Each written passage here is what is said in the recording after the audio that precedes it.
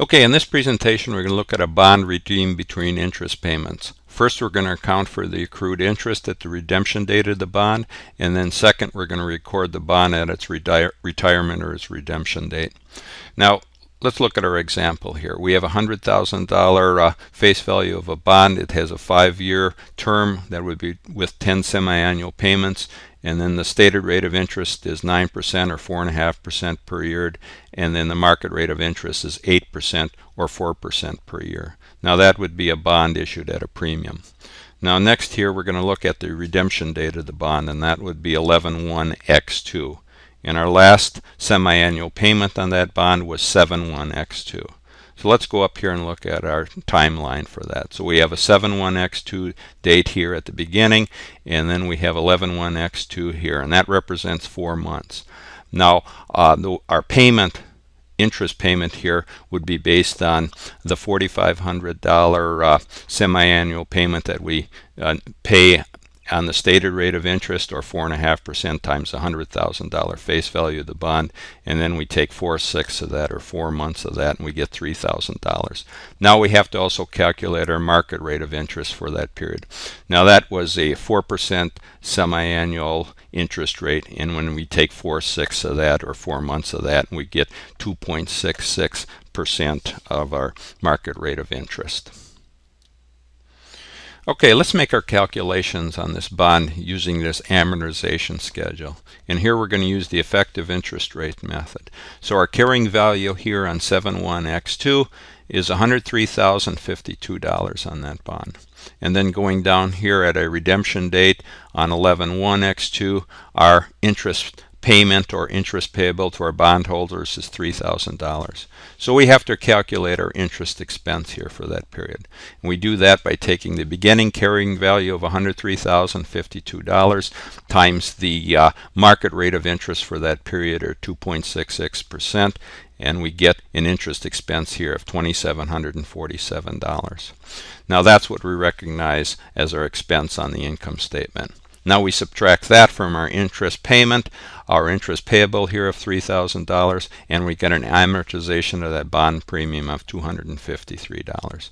So we take this amortization amount here and subtract it here from the beginning carrying value of $103,052, and we get our carrying value here at the redemption date of that bond on 11/1/X2 of $102,799. So just looking at our debits and credits here, we have a debit to interest expense of $2,747, and also a debit here to this bond premium amortization here of $253. And then we have a credit balance here of $3,000 on our bonds payable amount. Okay, here are the journal entries for this bond redemption. I have the asset and liability account shown over here on the balance sheet, and then the interest expense and any gain or loss on that bond redemption as part of net income on the income statement shown here. So let's first bring this accrued interest up to date. So we debit the premium to bonds payable for that interest expense amortization here of $253. And then we go and we increase our interest expense or debit it for $2,747 here. And then our credit balance here would be the interest payable to our bondholders of $3,000. Now the next thing we have to do is to calculate our gain or loss on that bond. So we take the updated carrying value minus the cash paid to determine any gain or loss. So our updated carrying value in this case would be the $100,000 here in bonds payable plus the balance here in the premium to bonds payable, and that was $2,799. So our updated carrying value here was $102,799. Now for this example we paid cash here to redeem that bond at $104,000. So there we would credit our cash for $104,000. So the difference here would be $1,201, and now that's a loss here. So we debit or increase our loss here for $1,201.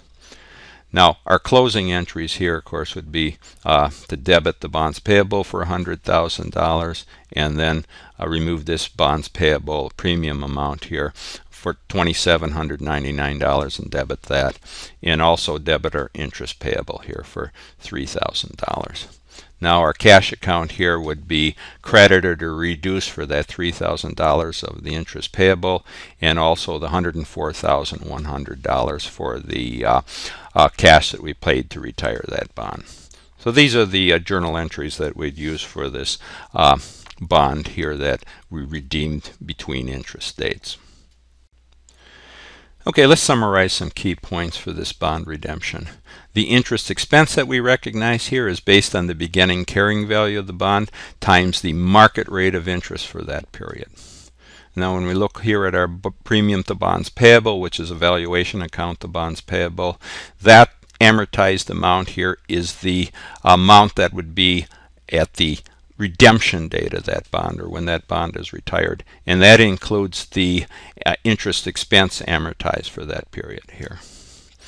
Now going up here and looking at our gain or loss, we always use here the updated carrying value of the bond, and in this case it would be the bonds payable amount here of $100,000 plus the $2,799 here in the bonds premium, and then we subtract out the cash that we paid to retire that bond here, and then the difference here between the updated carrying value and the cash paid would be any gain or loss. And in this case we paid less cash here than our carrying value, so we had a gain. In this case it was $1,799, so we'd credit the gain here for $1,799. Now remember here we have an interest payable amount. That's that interest payment that we have to pay for our bondholders here on that accrued interest for that period. And then here in our cash account we have to recognize or reduce our cash for that interest payable amount plus the cash that we paid to retire that bond. So those are the key points here in bond redemption.